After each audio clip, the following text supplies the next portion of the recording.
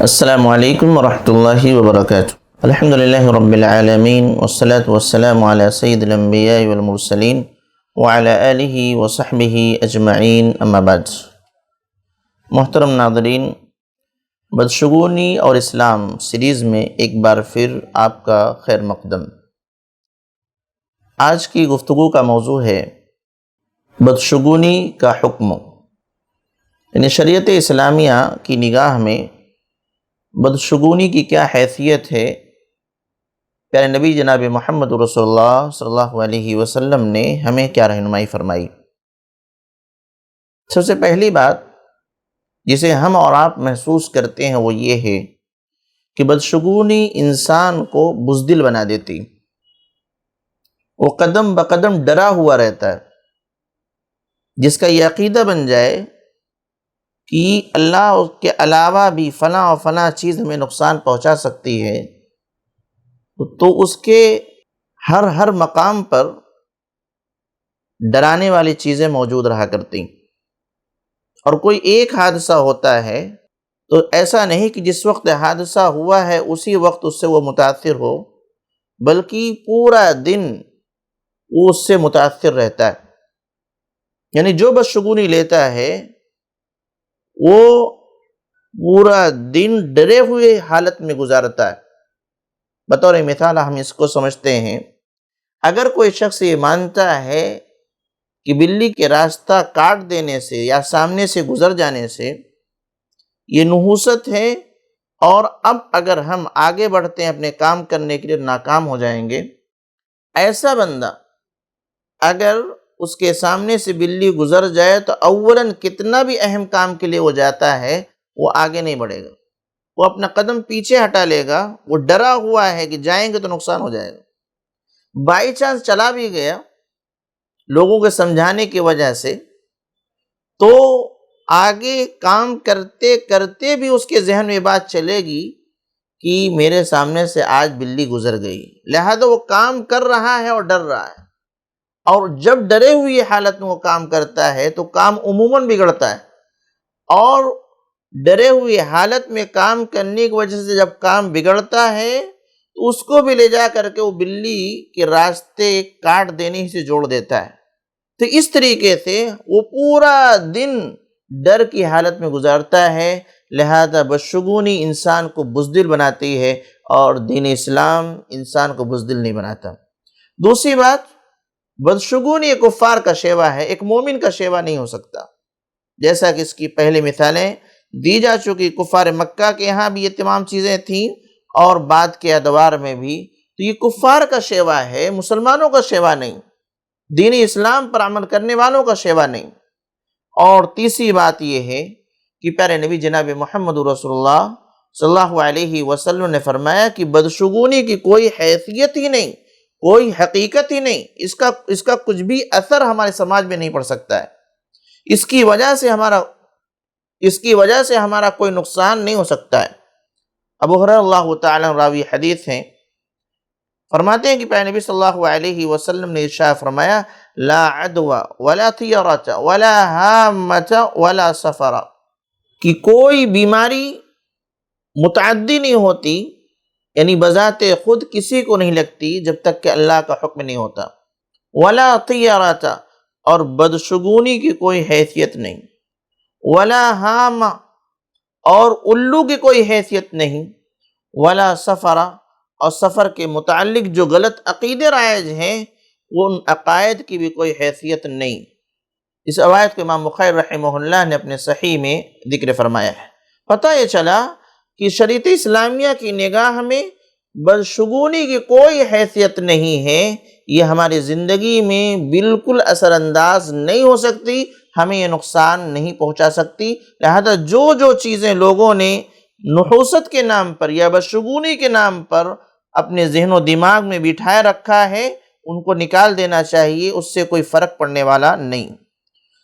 چوتھی بات، بدشگونی لینا در حقیقت رب العالمین کو اذیت پہنچانا ہے۔ پیارے نبی جناب محمد رسول اللہ صلی اللہ علیہ وسلم نے ارشاد فرمایا، قال اللہ تعالی، کہ اللہ رب العالمین ارشاد فرماتا ہے، یؤذینی ابن آدم یسب الدہر وانا الدہر بید الامر اقلب اللیل والنہار، رواہ البخاری و مسلم۔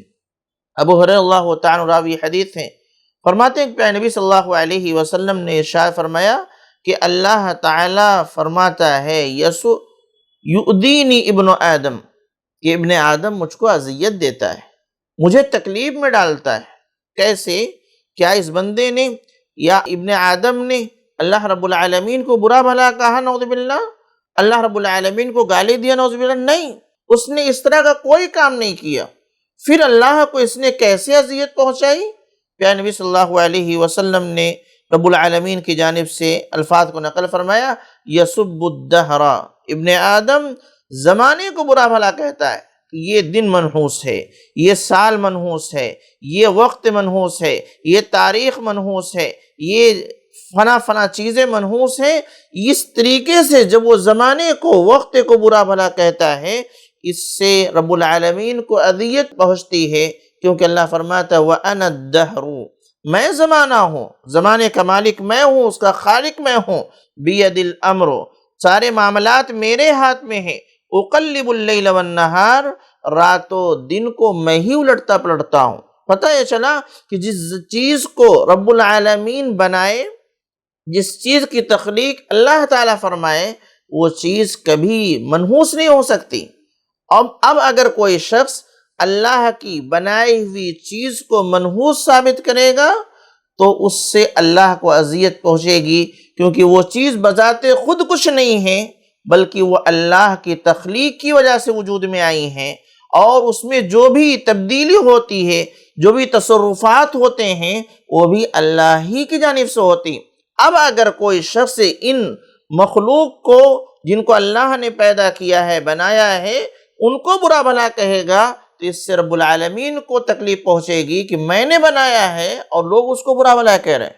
اس کو آپ اس طرح ایک مثال سے سمجھ سکتے ہیں کہ آپ نے کوئی چیز بنائی ہے، کچھ لکھا ہے یا کچھ ڈیزائن کیا ہے، اور لوگ آ کے یہ کہہ دیں کہ اچھا نہیں، وہ آپ کو کچھ نہیں کہہ رہے ہیں، لیکن یہ کہہ رہے ہیں یہ اچھا نہیں۔ آپ کھانا گھر میں بنتا ہے، کھانے کی برائی کر دیں کہ آج کھانا صحیح نہیں ہے، گھر کے جو افراد جنہوں نے بنایا ان کو تکلیف پہنچتی، کیوں؟ بنایا انہوں نے۔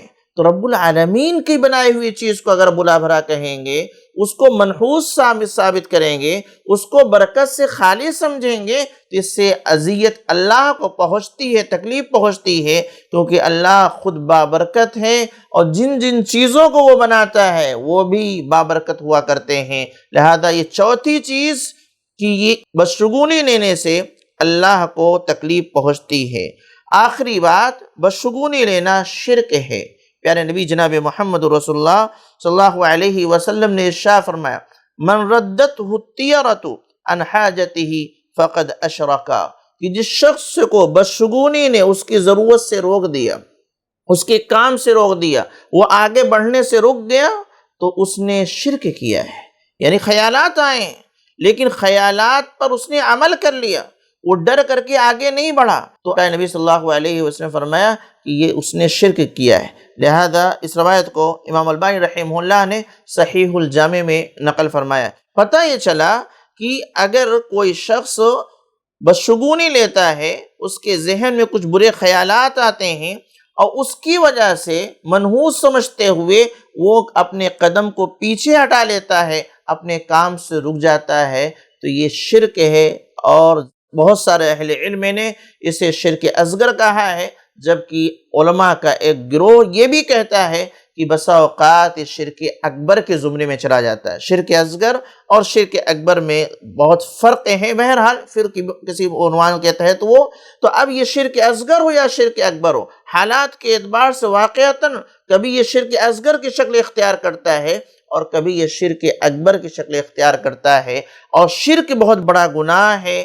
اللہ رب العالمین نے ارشاد فرمایا، ان اللہ لا یغفر ان یشرک بہ ویغفر ما دون ذلک لمن یشاء۔ انسان بہت سارے گناہ کیا ہوا ہے، تو اللہ فرماتا ہے کہ اللہ شرک کو نہیں معاف کرے گا اگر بغیر توبہ کے اس کی موت آتی ہے۔ اس کے علاوہ بقیہ جو گناہ ہیں اللہ معاف کر سکتا ہے۔ تو یہ اتنا بڑا گناہ ہے، اور اگر شرک اصغر مانتے ہیں، چھوٹا گناہ مانتے ہیں، چھوٹا شرک مانتے ہیں، تو چھوٹا شرک بھی دھیرے دھیرے کب شرک اکبر تک ہمیں پہنچا دے ہمیں اس کا اندازہ نہیں ہے۔ تو خلاصۃ القول یہ، شریعت اسلامیہ میں بدشگونی کی کوئی حیثیت نہیں، اس کی وجہ سے اللہ رب العالمین کو اذیت پہنچتی ہے اور یہ شرک ہے، لہذا ہمیں اس طرح کی چیزوں سے باز آنا چاہیے تاکہ ان تمام جرائم سے ہم بچ سکیں۔ الہ العالمین ہمیں اپنے پناہ میں لے، اس طرح کے خیالات سے ہمیں محفوظ رکھ، آمین تقبل رب العالمین۔ والسلام علیکم ورحمۃ اللہ وبرکاتہ۔